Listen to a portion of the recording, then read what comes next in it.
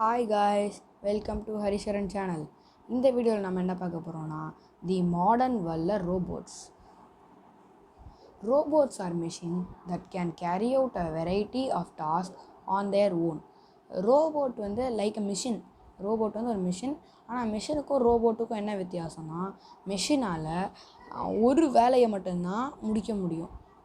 இப்போ ஒரு மெஷின் இருக்குது, மிக்ஸி வச்சுட்டு நம்மளால் ஒரு இதை மட்டும்தான் அரைக்க மட்டும்தான் முடியும். ஆனால் அதை வச்சுட்டு வேறு எந்த வேலையும் நம்மளால் பண்ண முடியாது. ஆனால் ரோபோட்ஸ் அப்படி கிடையாதுங்க.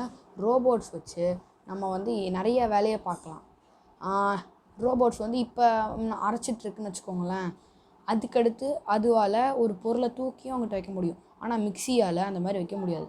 அதுதாங்க மெஷினுக்கும் ரோபோட்டுக்கும் இருக்க வித்தியாசம்.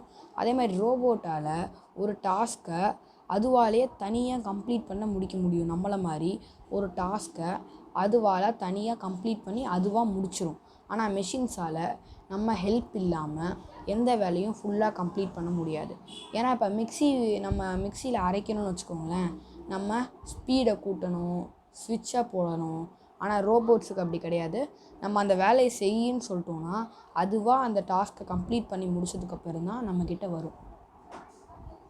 சென்ட்ரல் ப்ராசஸிங் யூனிட் இது எதுக்காகனா, ஒரு ரோபோட்டோட பிரெயின், ஹார்ட் மாதிரி தான் அந்த சென்ட்ரல் ப்ராசஸிங் யூனிட். ஏன்னா நம்மளை தனியாக யோசிக்க முடியும், ஆனால் அதுவால் அப்படி யோசிக்க முடியாது. அதனால அந்த சென்ட்ரல் ப்ராசஸிங் யூனிட்டில் சிப் இன்சர்ட் பண்ணியிருப்பாங்க. அது என்னென்ன வேலையெல்லாம் பார்க்கணும் அப்படின்னு சொல்லிட்டு ப்ரோக்ராம் பண்ணியிருப்பாங்க.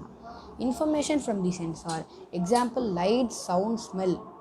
அப்படின்னா சென்ட்ரல் ப்ராசஸிங் யூனிட்டு இருக்குல்ல, அதுக்கு பக்கத்தில் அதை சுற்றி எல்லா இடத்துலையும் சென்சார்ஸ் இருக்கும். அதுவால் சவுண்ட், லைட், டச், ஸ்மெல் எல்லாத்தையும் அதால் கண்டுபிடிக்க முடியும். அதுதாங்க சென்சார். இப்போ ப்ரோக்ராம்டு இன்ஸ்ட்ரக்ஷன் நான் அப்பயே சொன்னேன், சிப்பில் ப்ரோக்ராம் பண்ணியிருப்பாங்க. ப்ரோக்ராம்னா இப்போ சில பேர் கோடிங் தெரியும். கோடிங் தெரிஞ்சால் ப்ரோக்ராம் இன்ஸ்ட்ரக்ஷன்னா என்னென்னு கிளியராக தெரியும். அதாவது நம்ம அந்த சிப்பில் அதுக்கு கோடிங் செட் பண்ணணும்.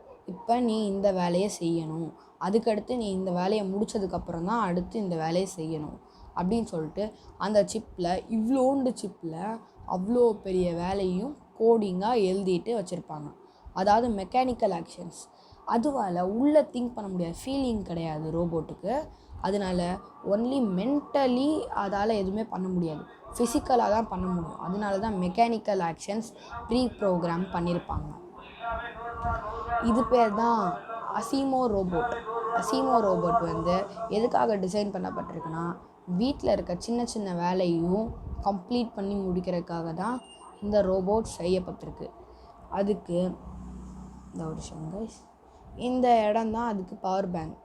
இதுக்கு பின்னாடி தான் அங்கே சார்ஜ் போடுவாங்க அந்த ரோபோட்டுக்கு. ரோபோட் வந்து நம்மளை மாதிரி நம்ம சாப்பிட்றோம், ஆனால் அதுவால் சார்ஜ் பண்ணால் மட்டும்தான் அதால் ஒர்க் பண்ண முடியும். அதுக்கு கொஞ்சம் பவர் தேவை. இதுக்கு பின்னாடி, இதே இடத்துல பின்னாடி அதுக்கு வந்து ரெட் லைட் மற்றும் க்ரீன் லைட் வச்சுருப்பாங்க.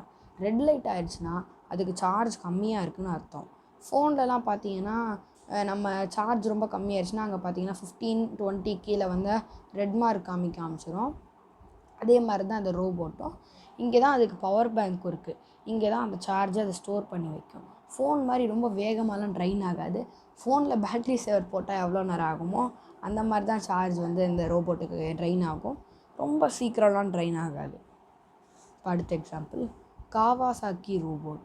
இது எதுக்காக டிசைன் பண்ணப்பட்டிருக்குன்னா, ஃபேக்ட்ரியில் இருக்க யூஸ்க்காக இந்த ரோபோட் டிசைன் பண்ணப்பட்டிருக்கு. இதோட வேலை என்னென்னா, ஒரு மெட்டல் பீஸை 2ஆக கட் பண்ணணும், இல்லை 3ஆக கட் பண்ணணும், சின்ன சின்ன பீஸாக எடுக்கணும்னா இந்த வேலையை அது ஈஸியாக கரெக்டாக முடிச்சிடும். அது எப்படின்னா, இந்த இடத்துல இருக்குது பார்த்திங்களா, இங்கே வந்து அதுக்கு லேசர் இருக்கும். லேசர் வச்சு அது எவ்வளோ பெரிய மெட்டலாக இருந்தாலும் கொஞ்சம் சீக்கிரத்தில் கட் பண்ணிடும். அதே மாதிரி இதுக்கு என்ன அட்வான்டேஜ்னால், இந்த இடத்த தனியாக கழட்டிட்டு அதுக்கு பதில் இதே மாதிரி இருக்க இன்னொரு பார்ட் மாட்டினோம்னா அதுவால் இங்கே இந்த இடத்துல ஒரு பொருள் இருக்குது, அதை தூக்கிட்டு இங்கே வைக்கிறது, இல்லை அங்கிட்டு நடந்து போய் கொஞ்சம் தள்ளி போய் இங்கே வைக்கிறது, அதெல்லாம் இங்கே பண்ண முடியும். அது எப்படி நடக்கும்னு வச்சுக்கோங்களேன். அது எப்படி நடக்கும்னா, இந்த நீ ஜாயிண்ட் இருக்குது பார்த்தீங்களா, இந்த நீ ஜாயிண்ட் இருக்குது, இந்த ஜாயிண்ட்டுக்கு கீழே அதுக்கு வீல் இருக்கும். அந்த வீலால் ஸ்கேட் பண்ணிவிட்டு அதால் மூவ் பண்ண முடியும். தேங்க்யூ காய்ஸ், தேங்க்யூ ஃபார் வாட்சிங் திஸ் வீடியோ. லைக் பண்ணுங்கள், ஷேர் பண்ணுங்கள், கமெண்ட் பண்ணுங்கள். தேங்க்யூ, பாய்.